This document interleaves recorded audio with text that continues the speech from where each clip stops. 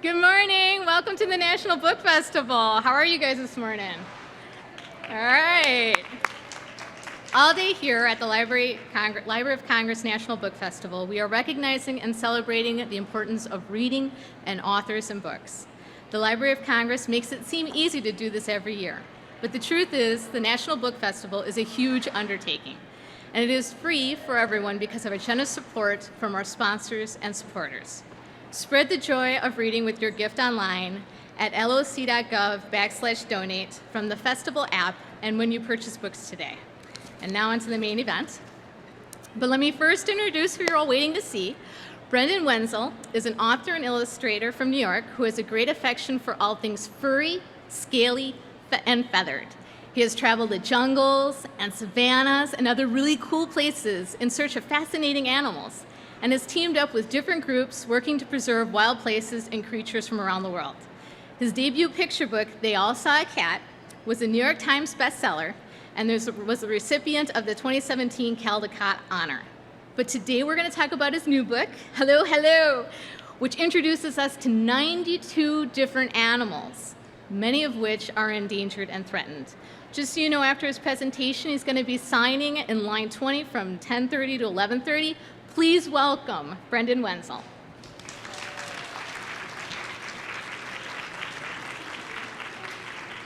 Thank you. Thank you for coming out so early. I'm just going to throw on my laugh pipe while we're all on here. How's everybody doing? All right. Let's see. Can everybody hear me? All right. Hello. Oh, I know it's early, but we can do better than that. Let's try this. Hello, hello. Hola. Hello. Xin chao. All right, anyone want to give this one a try?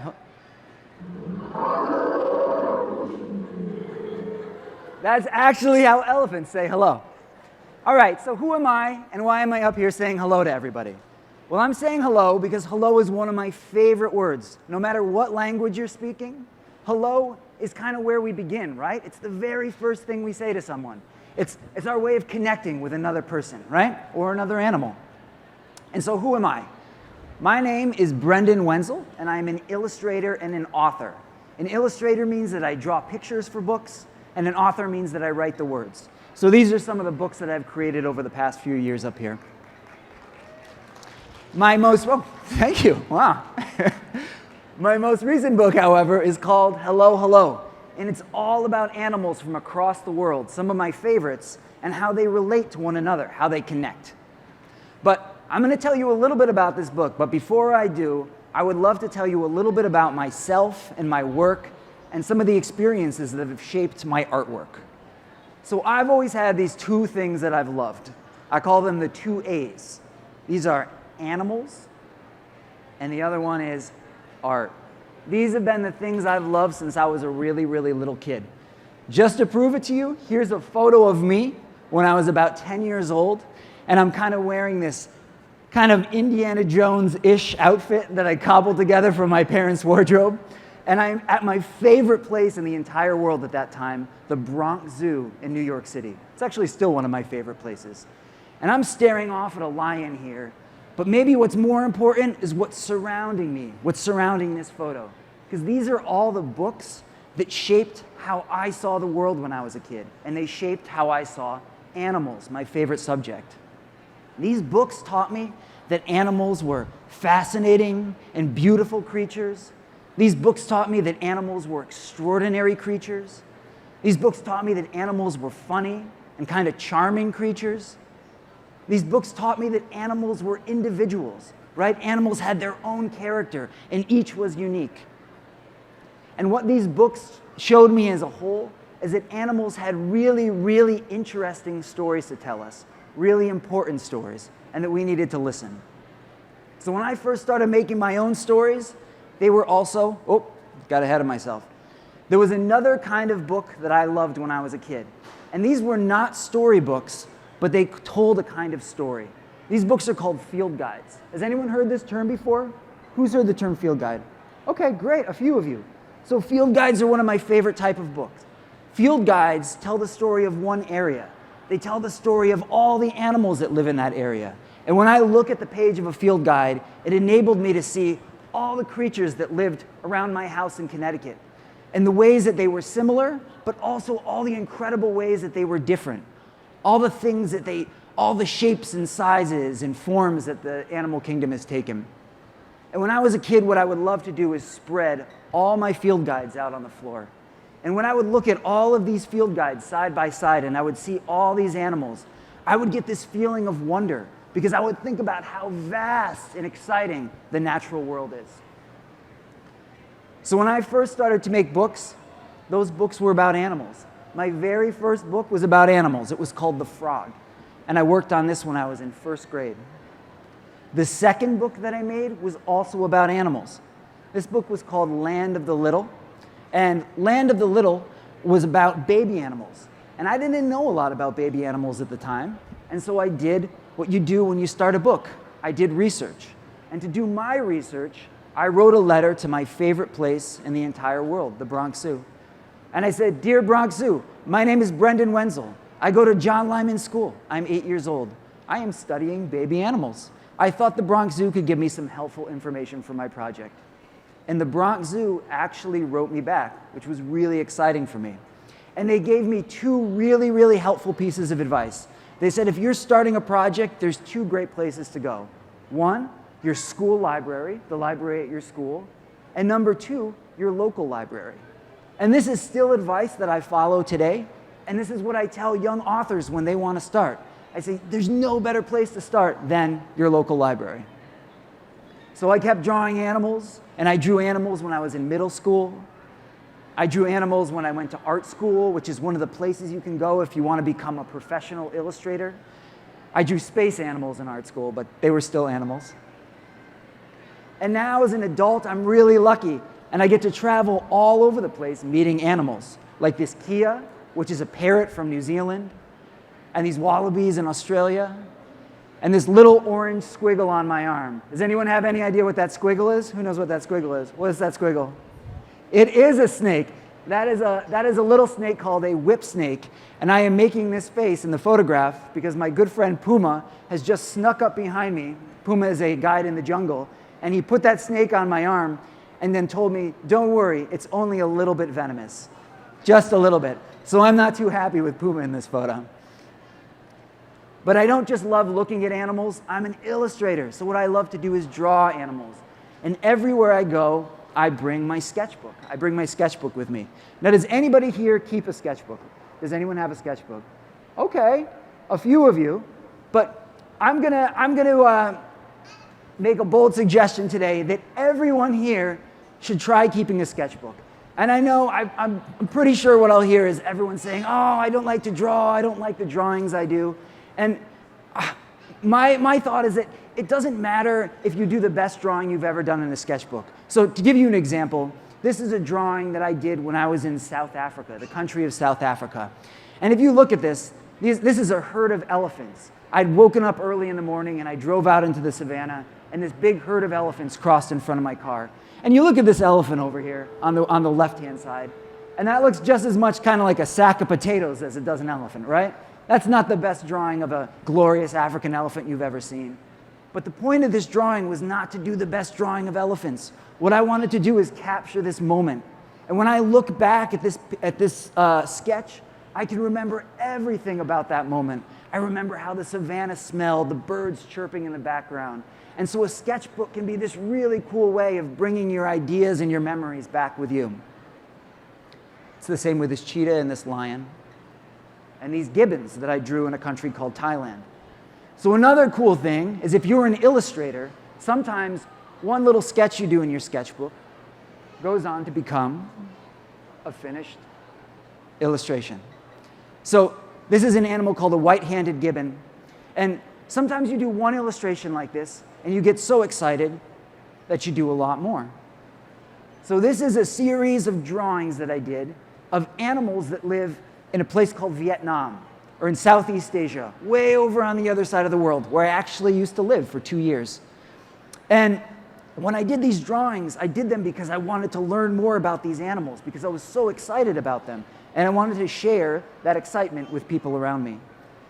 Some of the people I shared this drawing with had this really cool job, and that job is called wildlife conservationist. Has anyone heard this term before? This is a big term. Okay, some of you. So for anybody out there who doesn't know what this means, let me tell you. Okay, so wildlife is just another word for animals, right? Wild animals, animals that live out in the forest, yeah. And a conservationist is someone who wants to conserve something or protect it, right? So wildlife conservationists, in my mind, are kind of like superheroes. They're like superheroes for animals. At least that's how I feel. And I think the animals would probably feel that way if they understood what was happening. So when I showed my drawing to wildlife conservationists, they said, hey, you seem like you're really excited about these animals. We're also really excited about them. And a big part of our job is to get other people excited about animals. So they said, why don't we team up and try to make some work together to get other people enthusiastic about all these cool creatures that we love. And so I've been really lucky, and I've gotten to work with real-life wildlife conservationists on all kinds of projects, on stickers and books, on t-shirts, on posters. But one of my favorite things I've done is this map of a country called Cambodia. Now, the country of Cambodia is right next to where I used to live in Vietnam. And the folks that I made this map with and I wanted to show people all these beautiful green parks that you can find throughout the country of Cambodia. Because what we wanted is for people to be excited about these places. Because when you're excited about something, you want to protect it, right? Another cool thing about this map was that I worked on it with a group called the Wildlife Conservation Society. Now, the Wildlife Conservation Society has another project that they work on, and that is the Bronx Zoo in New York City. So a few years ago, I actually got to team up with the Bronx Zoo and help redesign their brand new children's zoo. So this is the sketch that they originally sent me of what they wanted to create. And then in 2015, I got to walk through the front entranceway, this is the zoo on opening day, of the Bronx Zoo, surrounded by my images. And to know that my loves and my interest in art and animals had come together and helped me contribute to this place that I've loved since I was a little kid was just one of the coolest experiences of my life. Another great thing about this project was that the designers, Jen, Sarah, and Kimio, wanted the person coming to the zoo to feel like they were walking into a picture book. They wanted you to feel like you were in a storybook because they wanted you to connect with these animals in a way that you wouldn't if you were just watching them walk through their enclosure, which in itself is a pretty cool experience. But this was a great question for me to think about because I think for someone like myself who loves animals and who loves art, this question is at the heart of what I want to do with my work. How can I take my feelings about animals, my excitement and my enthusiasm, and share it with all you? How can I get you excited about animals? And this is why I feel so lucky that I get to make picture books. My first book, They All Saw a Cat, was all about how animals see. It's all about how animals see this one thing, this cat, this little brown cat with a red collar. And how all these things like location and emotion and physiology, how our actual bodies work, how our eyes work, can all change how we see the same subject matter. So a few years ago, I started walking around my studio, and I knew I wanted to write another book, and I knew I wanted to share my excitement for animals. And so I thought about being a kid, and I thought, what got me really interested in animals when I was a kid? And I thought about spreading all my field guides out, and that feeling of wonder I would get when I would look at field guides. And so I started drawing in my sketchbook, right? Because that's what I do. But I didn't want to draw all animals from one area. I wanted to draw all my favorite animals. So I started with a zebra, a black and white zebra. And then I drew a black and white eel. And then I drew a black and white fish. And then I said, okay, I don't want to draw any more animals with black and white stripes. So I drew a fish with the same shape. So I had a black and white fish and a yellow fish, but they had that same shape. And I started thinking about all the other ways that animals could connect. And this sequence of animals got longer and longer, and then it got really long, and then it just spread out all over the page and branched out. And I eventually wrote at the top of the page, animal relationship super sequence. This was every animal that I could think of and how they related to one another. But I thought, if I make this into a book, I'm going to be working on this book for the next 1,000 years, and it would probably take 100 years to read it. So I narrowed my sequence down to this. And I had this simple line of animals, but there were all these different animals, yet they all related. So let's try this. So here we have this little line from my sketchbook. We've got a leopard and we've got a fish. What do they have in common? Exactly, spots. We've got this frog and this duck. What do they have in common? They both have webbed feet, exactly. And then we've got that duck and a platypus. What do a duck and a platypus have in common? A bill, exactly. So I was really excited by this idea. But the one thing I didn't have is something to tie this whole book together. What was one thing that was happening on every page? And then I thought about my favorite word, hello, right? Because hello is what we say when we want to connect with someone. It's that first moment of connection. And this became the book, Hello, Hello. And so Hello, Hello is all about connections. It's all about how animals relate to one another and how they relate to us. I'm not going to read Hello, Hello with you here today because I want to tell you about a secret mission I had with this book that not a lot of people know about, but I'm going to tell you about it. So if you flip through Hello, Hello, you'll start by seeing a lot of animals you recognize, right? We've got a black bear, a panda bear, a zebra. Most people know these animals. But if you keep moving throughout the book, you start to see animals that might not be quite as familiar. Here we've got a tiger and a cheetah, and probably pretty familiar. But then we've got a whale shark. And then on this page, we've got a monkey called a proboscis monkey, an animal called a Senegal galago with these big ears. We've got an aardvark. And what I wanted to do with Hello, Hello is introduce my readers to some animals that I think are really cool, but that I don't think get enough attention. I wanted to shine a spotlight on them. I'm not going to read the whole book, but I did want to show you the last page. This is the closest thing I could get to my animal relationship super sequence.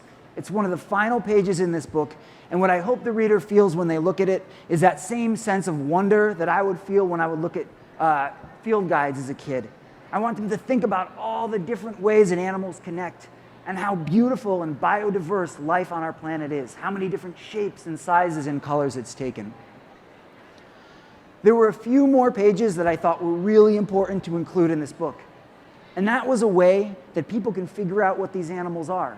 Because ultimately, my goal for this book is for you to close it and want to learn more about all the animals that I wrote about here.